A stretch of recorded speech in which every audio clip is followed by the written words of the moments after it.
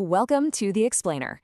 Today, we're not just going to tell you a scary story. Nope, we are going to tear it apart, piece by piece, to see what makes it tick. We're deconstructing a Hindi horror tale called MayaJaal to really understand the architecture of fear itself. And this line really just sets the scene perfectly, doesn't it? A classic campfire tale. So let's meet our narrator, Rishabh, who's about to tell his friends about this absolutely terrifying thing that happened to him. An experience that started, like so many do, with a simple plan for the weekend.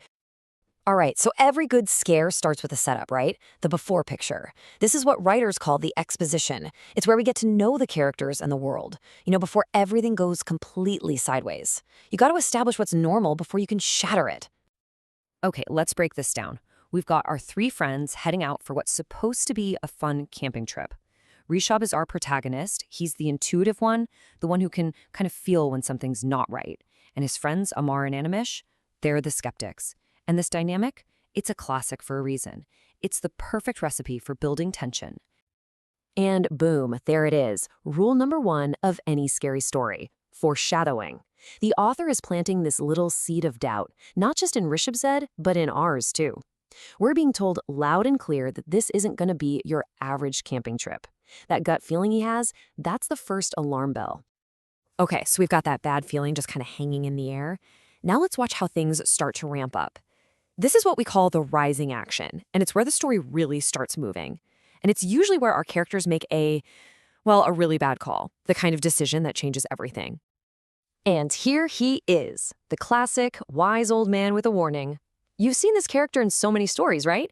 He's the local who knows the score, and he gives them a very clear warning. He's basically a giant flashing danger sign. So why do they ignore him? One word: hubris. They just laugh it off, thinking he's just some superstitious old guy. And the story even gives us this ancient saying that sums it all up. That single moment, laughing off the old man, that's the moment they basically turn their car and drive straight into the trap. So now our guys are totally on their own. They've ignored their own gut feelings, and they've ignored the local expert. They're vulnerable. And that's when the story really starts to turn the screws, using the environment itself to back them into a corner. A corner that looks an awful lot like a safe haven. I mean, just look at how this storm works. It's not just random bad weather. It's practically a character itself, and it's systematically taking away everything that makes them feel safe. First the wind, then their fire, their light and warmth gone. Then the rain, and finally their tents. They are left with absolutely nothing. And right when things literally can't get any worse, a light, a hut, shelter. But come on, we all know how this works, right? In a horror story, if something seems too good to be true, it's because it's a trap. This isn't salvation, it's the lure, pulling them right where the monster wants them. Okay, hold on. Before we step inside that hut, we gotta talk about the name of the story itself, MayaJaal. This word is so important. It literally means a web of illusion. So the danger they're walking into isn't just a physical monster, it's a whole false reality, custom built to deceive them. All right, time to go inside. This is it, the climax. This is the moment the mask comes off, the illusion shatters, and the real horror steps into the light. Everything up to this point has been leading to this one horrifying reveal. And wow, look at this. This is the MayaJaal in action. On one side, you have this beautiful illusion, a cozy little hut, a sweet and welcoming hostess serving up their favorite foods. But the reality? It's a total nightmare. A filthy shack, a terrifying witch, and plates of dead insects. What's so creepy is that Rishabh sees the truth, but his friends are still completely under the spell. So Rishabh finally manages to snap his friends out of it, to break the spell. And once their eyes are truly open, they dare to look past the main room. And what they find in there is what confirms their absolute worst fears. Yep, skeletons. Lots of them.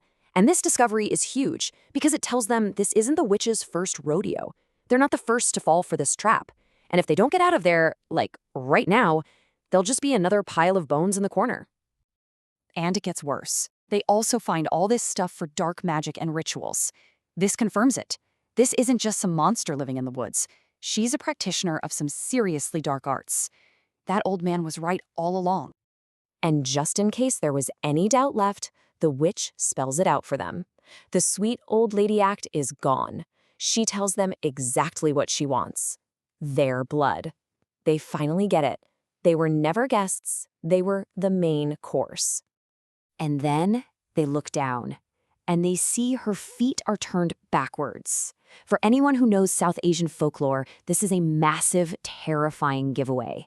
This isn't just a witch. She is a chudayal, a very specific and very feared kind of demonic entity.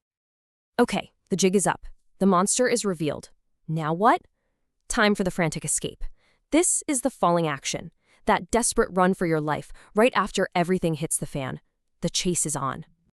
And their escape is just pure chaos. They bolt for the jeep, but it's not just the witch they have to deal with. Her whole demonic family shows up to the party. A demon holds the jeep still, another jumps on the roof, and even when they finally break free, the chudayal herself is running right alongside them, keeping up with the speeding jeep. I mean, how do you even escape that? So yeah, how do you escape an enemy that can match a car's speed? The story has kind of written itself into a corner here, and it uses a classic storytelling device to get out of it. It's called a deus ex machina, which is just a fancy term for when some unexpected, almost divine power comes out of nowhere to save the day. And their solution is a perfect example of this. They can't outrun her, they can't fight her, so they turn to faith. Amar finds a picture of the deity Hanuman, Rishabh cranks up a sacred hymn on the stereo, and boom, the holy items act like a shield, forcing the chudayal back. It's a miraculous escape when just a second ago they were totally doomed. Okay, let's take a deep breath. They made it. We've reached the end of the story, the resolution. But the story's over. The analysis isn't. So what does it all mean? What's the final lesson from this absolutely terrifying tale? So, on the surface, this feels like a story about the power of faith, right? They were saved by a miracle. But let's rewind. This whole nightmare only happened because they ignored that bad feeling Rishabh had from the very beginning, not to mention the old man's direct warning. So that leaves us with a really interesting question. Is this a story about needing to trust in a higher power to save you? Or is it a brutal lesson about what happens when you don't trust your own gut?